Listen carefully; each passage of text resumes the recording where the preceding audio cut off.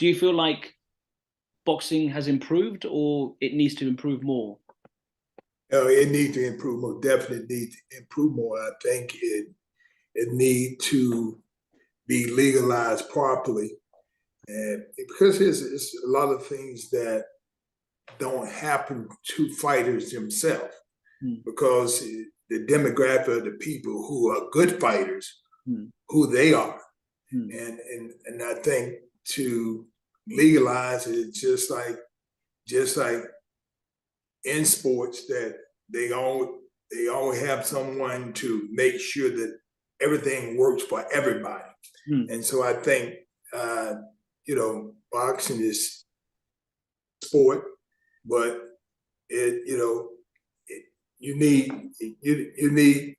some definite quotes and ability that people get, because when it all end up, they're not gonna have anything.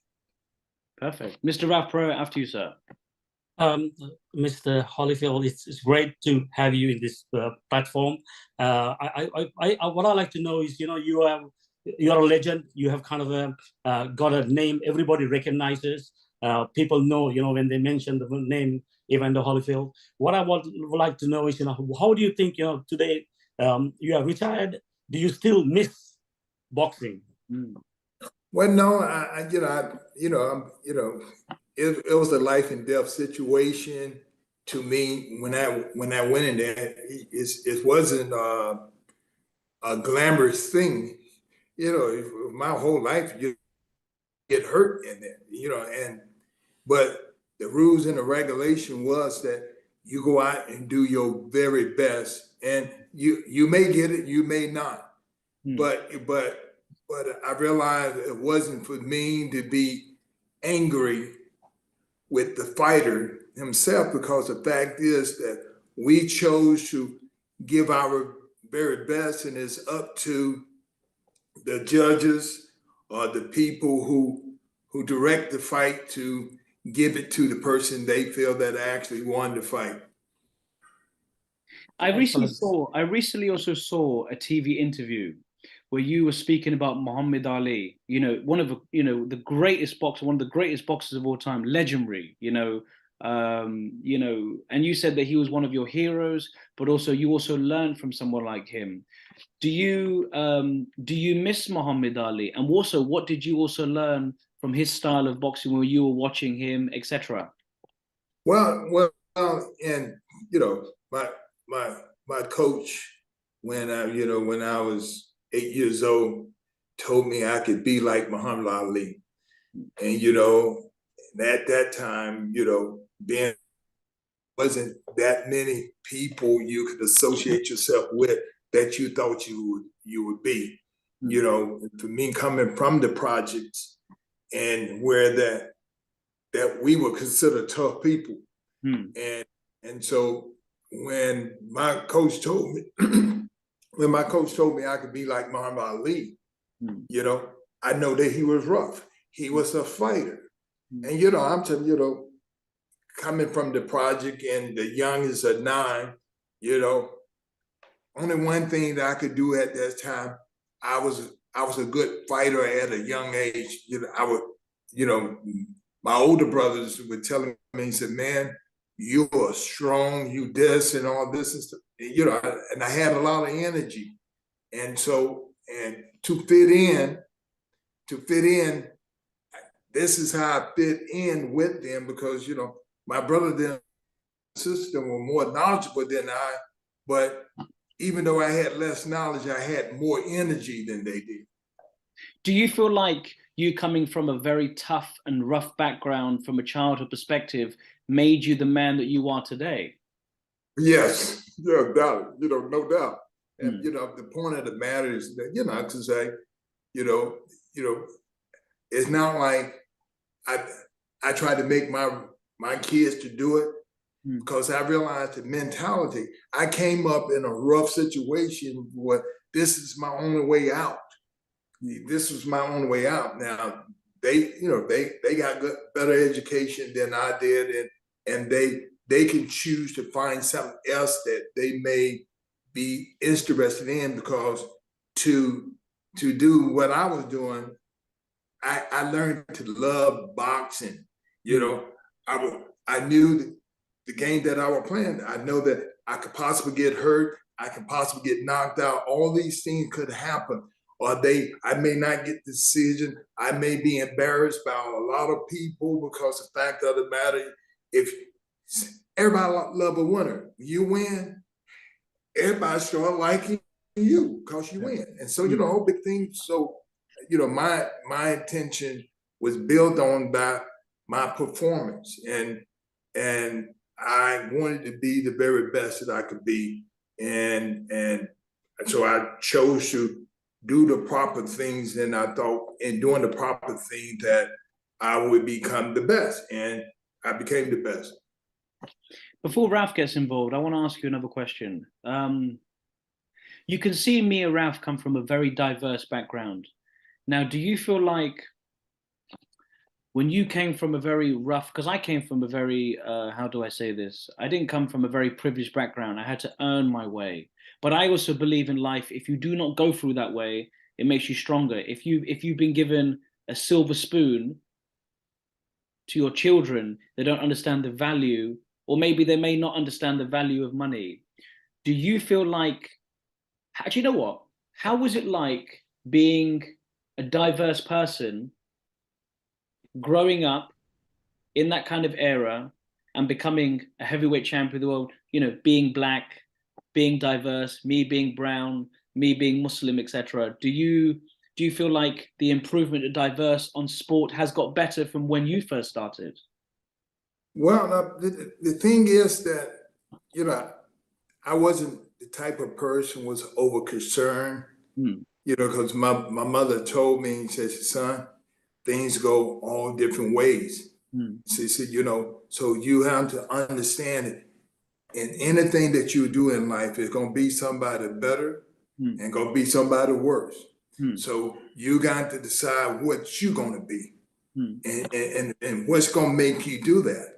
And so, my whole thing, I grew up as a Christian, and I believe in the word of God, and coming from my background being the youngest of 9, and my grandmother, one, was the person who prayed for us all, and and by me being the youngest, so she had me all the time praying and stuff like this, and it worked. Perfect. Because the prayers and stuff allowed me to line myself up and doing the right thing, and doing the right things at that time was, not talking back to parents, and you don't curse, but you don't curse in front of your parents and all this. So I had all these things where that, if someone is older than me, I learned to be quiet and let them talk. Only speak if they ask you, and not so much trying to prove something to them that like that, because that was the spanking time.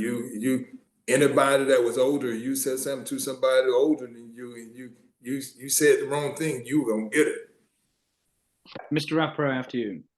Yeah, Mr. Holyfield, you fought for 27 years. It's a long time, boxing, which is a very, very tough sport. And during those 2 years, 27 years, you were possibly the only boxer who held 2 different weight titles, which is a heavyweight and a cruiserweight. So out of all those fights, which fight is the most memorable for you? And then you believe, that's what made a difference, that you are one of these top boxers, almost like Muhammad Ali. Well, I think the greatest one was my first championship fight against the white Muhammad Ali. I said, because they threw me into this fight when I kind of felt who would put somebody in that situation. I'm telling you, my 12th professional fight, they throw me into a championship fight. My whole thing is that, is I'm ready? I don't even know if I'm ready. I don't even know I'm ready, because the fact of the matter, how many people get thrown in that way? But I knew what my contract said. My contract said if I turn down a fight, they can let me go. So you know, and me being a Christian, I kind of felt that I don't control this, they control it, and so I have to be all that God wants me to be. And so the whole big thing in any kind of fight, you know what? You're not gonna give up. Life is about you're not gonna give up. And so, you know, my whole thing was not to give up. Even as he may win, he only won for a moment. I'm coming back. But you know, because I'm not gonna ever quit till I get my destination, because that's what life is really about. You only lose if you quit. And so the whole big thing is that, you know, I wasn't gonna quit. But even in that fight, I kind of realized that if I make the distance, at least I made it to the end. I just want you to see, if you don't make it to the end, then you're not gonna know what the decision is gonna be. You know you lost if you don't make it to the end. I just wanted to make it to the end. And so, you know, I kind of felt that I had the endurance to take anything that anybody give me and be able to last. What's your opinion, Mr. Holyfield, about Tyson Fury or also Usyk? What's your opinion? Heavyweight champions of the world, current heavyweight champions of the world today. Your opinion? Well, Tyson Fury is a good fighter. He the best fighter that's out there, because he have proven it by the people he have fought. And so I'm you know, which probably have a lot to do with the competition that they have today, because good fighters come from the amateur programs. When you have a good amateur program and they are run correctly, then you're gonna have top fighters. And it showed that in the era that I came up, it was good Olympic programs, and the fighters were great, and that's the reason you had so many heavyweight champion that was very quality fighters. But if you just own a guy and other people don't know how to box, and so Tyson Fury is the only one who really know his craft. And what about Anthony Joshua?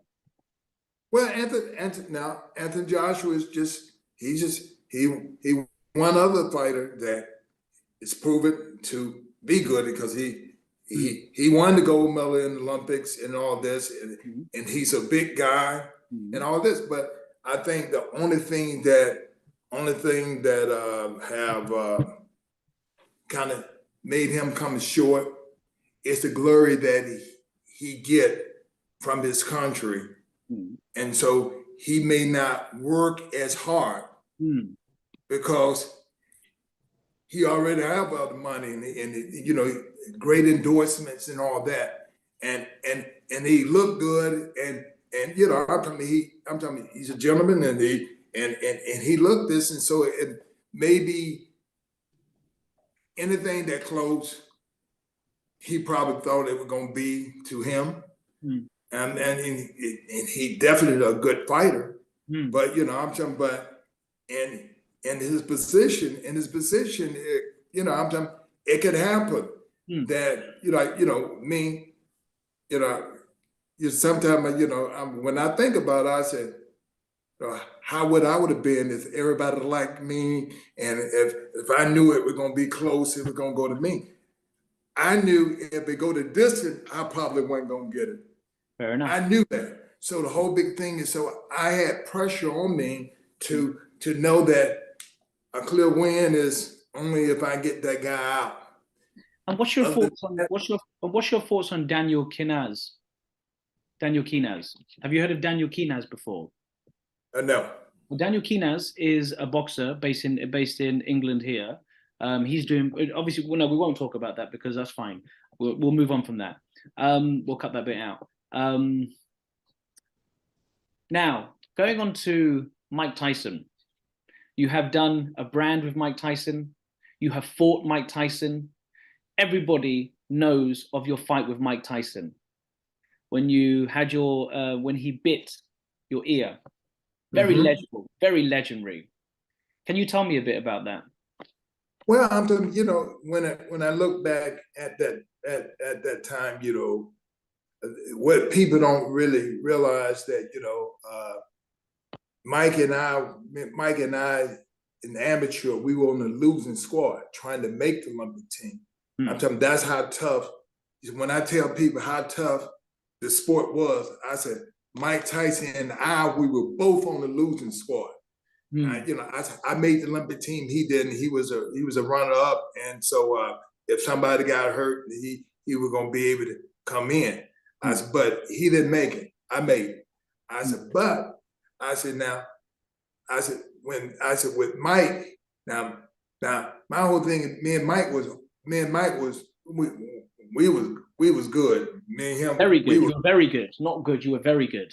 Yeah. Right. And so the thing is that, everything, me and Mike, we run in place, and everybody know that me and Mike, everybody talk about, what would happen if those two people fight. So I didn't say much, because the fact of the matter, my own thing is that I'm not a bragger, right, and all this, because I know regardless to what you think, you have to do it. 100%. And so, but one thing that I knew, that I wasn't afraid of nobody. And I ain't number one person I was afraid of that was human. That's my mom. Now that's the only person I knew I had to listen, do what she said, and all this. And so that's the only person that I knew I couldn't hit back. And so that's what my mama brought me up. She said, now you can hit everybody else back, you just can't hit me back. Like, this is so I tell them, this is what that kind of gave me this inspiration that, in life and going up, only person I can't hit is my mom. Like that. So fair enough. Yeah. Absolutely, fair enough. I'm going to ask you something else. Now, YouTubers becoming boxers. I'm going to be the first to say it, in my opinion. I don't necessarily think. I mean, I'm not going to shoot people down, because that's wrong. It's wrong to do that. It's wrong. I think everyone should be uplifted. Do I agree that YouTubers should become boxers? I don't know. I'm in the middle. I'm on the fence. What's your opinion about YouTubers, these YouTubers who have just been sitting on camera for a long time, now fighting people like Jake Paul, KSI, Logan Paul, etc.? And obviously, Jake Paul is going to be fighting Tommy Fury in February.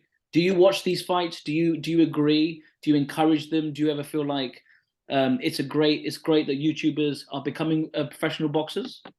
Well, the fact is that what the YouTuber had shown boxing, that something's not right. Because if they can come up with a leader they own and make more money than the people, then something is wrong.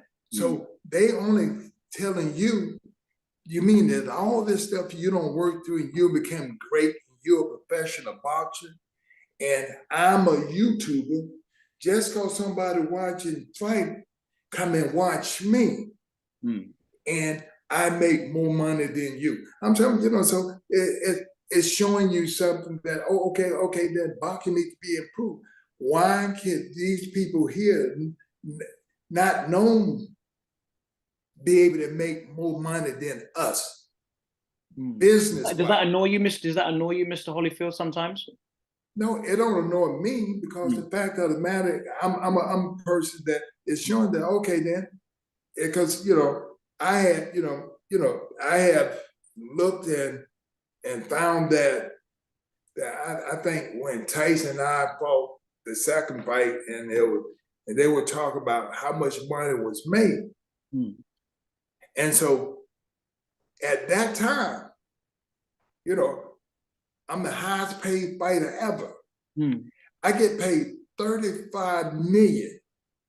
And I'm like, I felt real good and all that. And so when I found out how much money that fight made, I was disappointed. Because you know what? The thing made $750 million. And I just got 35.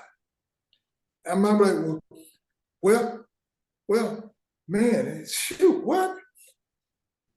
I'm mad that I ain't make nothing. So, but this is what now the YouTubers, they got a situation where the people come and they pay the money, they get all their money. This is the reason why he's making all this money.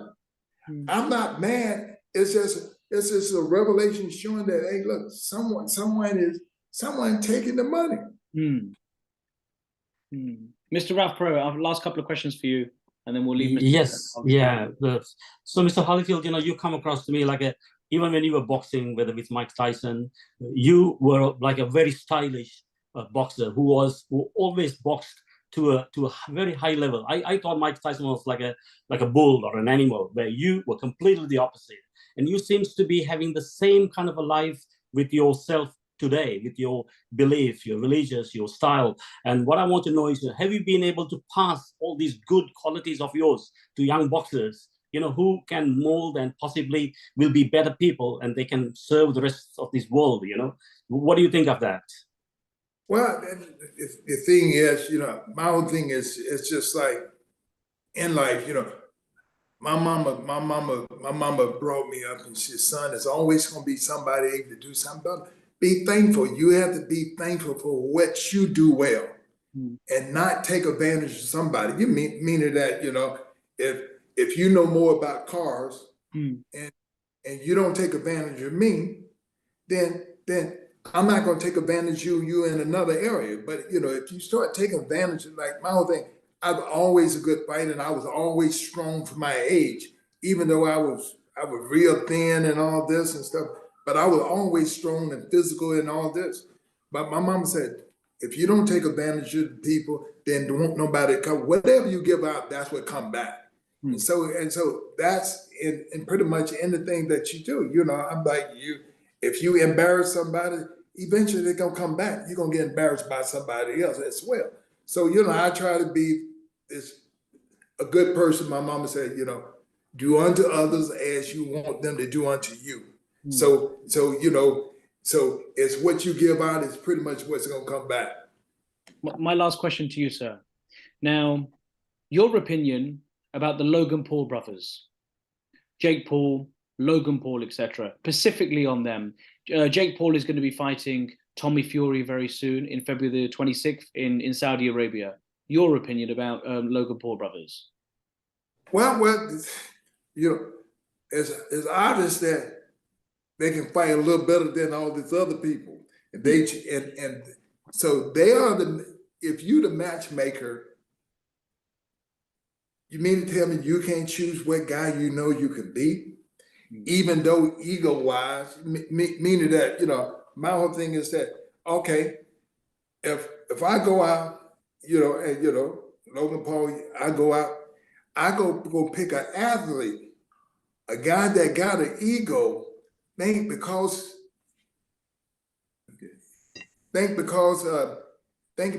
his skin color, he better than me, he's stronger than me, he can outbox me because I'm a YouTuber.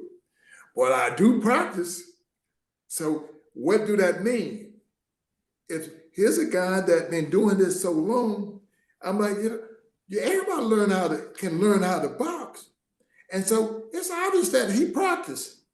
I'm like, he came down to the gym. He came down to the gym with me.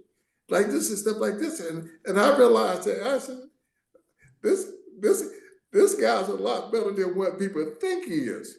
Right. And because I'm telling you, so the whole big thing is that I think we're judging him on the basis of him starting from a YouTube channel. That's what it is, Mr. Holyfield. We judge people on the basis because they started not through Eddie Hearn or getting scouted, or it's not like the old generation where you go on like the Rocky Balboa films. How do you say that fight? I want to have a competition. I want my time. We're looking at people where they say, well, he's lazy. He just got it through fans and social media, and now he's become a boxer. Maybe that's the reason why my thinking probably needs to change as well. Maybe. Well, it is because the fact of the matter, he have a team of people who work with him, and And I seen them hit the hand pads and all this and stuff like this. I'm like, when they look at YouTuber, they think it's somebody who don't do nothing but got another job somewhere else and all this. I said, man, he got a team of people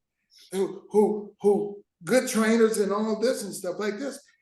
Well, it's just like in boxing, when you come from amateur to professional, they give you little light fights and to get you in and get you comfortable with all this. Then when you become the very best, then they say, okay, that now when it comes to the top 10 fighter, these are the top 10 fighters who are the top 10. Now, can you whoop any of these guys? This is the only way you're gonna be the champion if you whoop these guys. Now you ain't gonna never be the champion if he don't fight a champion. So that don't mean that he won't make a lot of money, because he'll prove the fact that he can make a lot of money to anybody he fight. So the whole big thing is that when do he get tested?